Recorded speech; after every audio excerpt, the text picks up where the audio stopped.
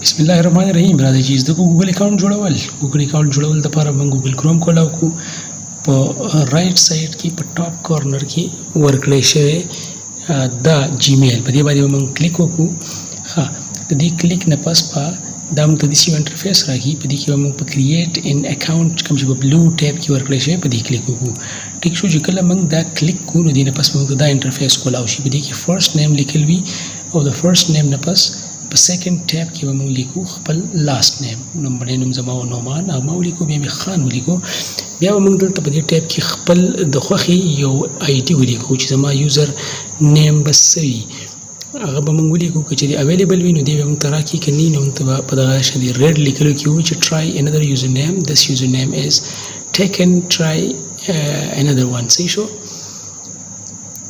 په دې کې به بیا موږ څه انسي بدل کو یا څه نور څه بدل کو. که موږ راکړو ډېره ښه ده، که رای نه کو وی ویل کیپ ټراینګ. صحیح شو. دلته اوس دی ما ته سجیشنز ښیي زما د بل اکاونټ، نو ما د دې ځای کې نه دا آف کو. تاسو یې آف کولی شئ. اوس په ما ته سجیشن نه راځي د بلې اړې. ټیک شو. دلته ما خپل یوزر نیم ټایپ کو او د هغې سره ما څه انسي ولیکلې. اوس دا هم ټیکن دی نو زه به بیا څه بل څه ټرای کوم. یاره هر یو ټیکن دی. اوس څه وکړو، یوسف ځای زما کاسټ دی نو زه به ورسره یوسف ځای ولیکم. ټیک شو. ای دی ما له یې راکړو یوسف ځای 7575. دلته به موږ خپل یو پاسورډ ورکړو. پاسورډ ستاسو د پوهې دپاره زه شو کوم. په دې کې ګوره ډیجټس استعمالول غواړي. د ډیجټ نه پس بیا ایټ د ریټ آف یا داسې سیمبل یوز کول غواړي. د سټرینګ د پاسورډ سټرینګ دپاره لومبنۍ ټکي همیشه کیپټلایز ساتل غواړي او یا لومبنۍ منځنۍ یو ټکی به کې یو لیټر چې کوم دی الفابیټ چې کوم دی د انګریزۍ هغه به دې کې کیپټلایز ساتل غواړي. زه بل یو خپل د خوښې پاسورډ ورکړم د خپل سیفټي دپاره، ځکه چې یو اکاونټ ته په ګوګل باندې جوړایي نو په هغې کې اکثر ستا سیلفون نمبر دی غواړي. نو د هغې د وجې به زه لږ احتیاط وکړم، هسې نه چې تاسو یې رانه کاپي کوئ او بیا زما اکاونټ چې کوم دی هغه مس یوز کوئ. ټیک. نیکسټ به موږ وکړو چې کله موږ پاسورډ ورکړو دلته موږ ته آپشنز راغی. خپل موبایل نمبر ورکئ یا ریکوري ایمیل ورکئ او د هغې نه علاوه خپل ډیټ آف برت ورکئ. د آپشنل دی نمبر ورکول نو زه دلته نه ورکول غواړم. خپل یو رینډم اکاونټ دی هغه به په ریکوري کې ورکړم.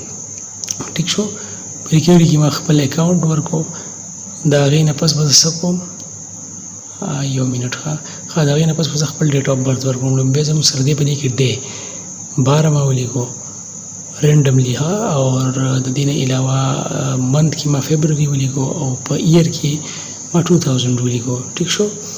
اوس زه 2000 نه یم، بوډا سړی یم خو لکه بیا هسې مې ولیکو. زه میل یم نو ما میل ولیکو.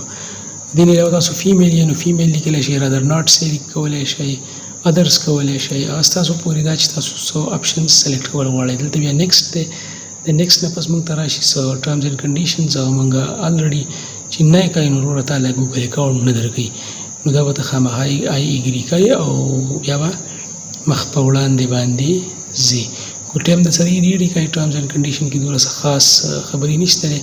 اوس ما ته دا ګوګل ورک سپیس یا زما چې کوم جیمیل اکاونټ دی هغه لوډ کېږي. په دې کې ما ته ایمیلز راځي، په دې کې ما ته خلک ډاکومنټس سینډ کولی شي په د ایمیلز په لاره باندې، نور څه سینډ کولی شي. ښه دا انټرفیس کولاو شي د دې نه پس. ټیک شو زما وروره. اوس زموږ اکاونټ ریډي دی، ریډي ټو یوز دی. د دې نه علاوه نور کسټمایزیشنز دي هغه موږ په دې کې کولی شو. ټیک شوه.